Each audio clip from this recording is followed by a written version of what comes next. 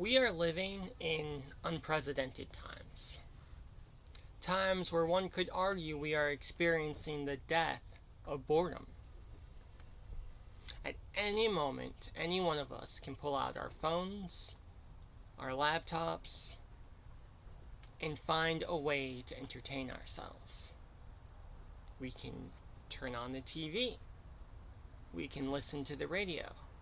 There's always some form of stimulation right at our fingertips. So this being the case, with boredom being banished from our vocabulary, you would think that we would be the happiest, most joyful people in existence. But in reality, rates of anxiety, rates of depression seem to get higher every year. Now, I'm not a psychologist, so take this with a very large grain of salt, but I don't think it's a coincidence that as our ability to entertain ourselves gets higher every year, our ability to be happy, to experience inner peace, continues to go down.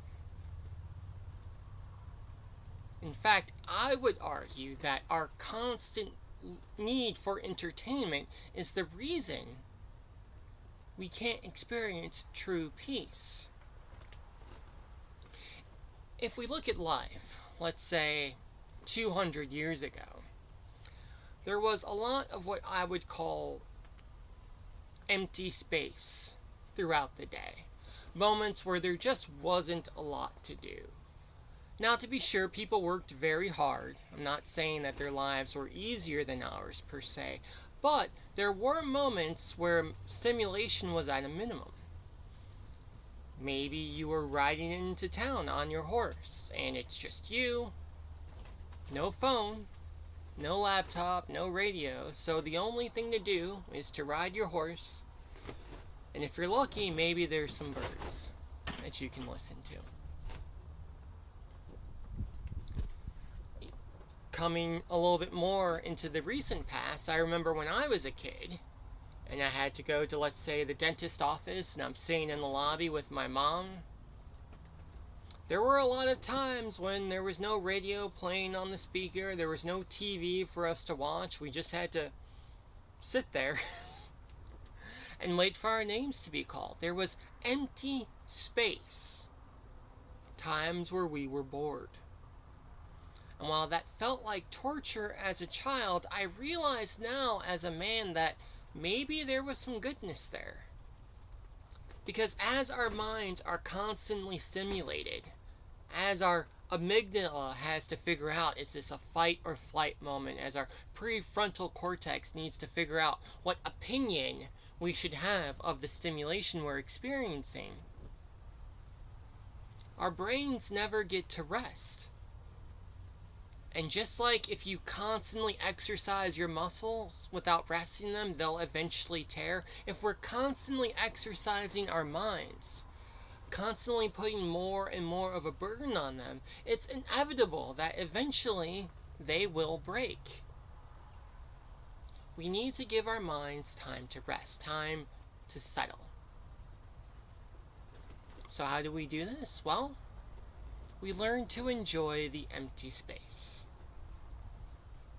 What if next time we were in the elevator waiting to get to our next floor, instead of pulling out our phone to scroll and try to keep ourselves entertained for the 30 seconds it'll take to get to our destination, what if we just sat there and stared at the elevator doors?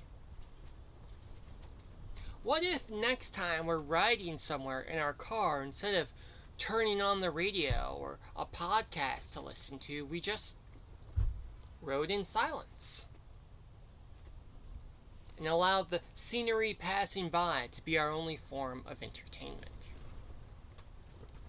What I've experienced in my own life is that if we allow ourselves to enjoy those empty spaces in our schedule, instead of trying to fill them with something, be it work or entertainment, that the mind does tend to settle in a way that's not dissimilar from what we experience when we sit on the cushion.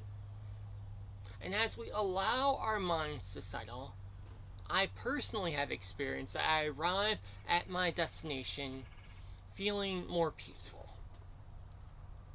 Feeling like I'm in a state of homeostasis and I'm ready to tackle whatever life throws at me. By enjoying the empty spaces, by allowing ourselves to be bored, we prepare ourselves for the moments when it's time to not be bored. Because the fact is, life gives us plenty of entertainment. It gives us plenty to do.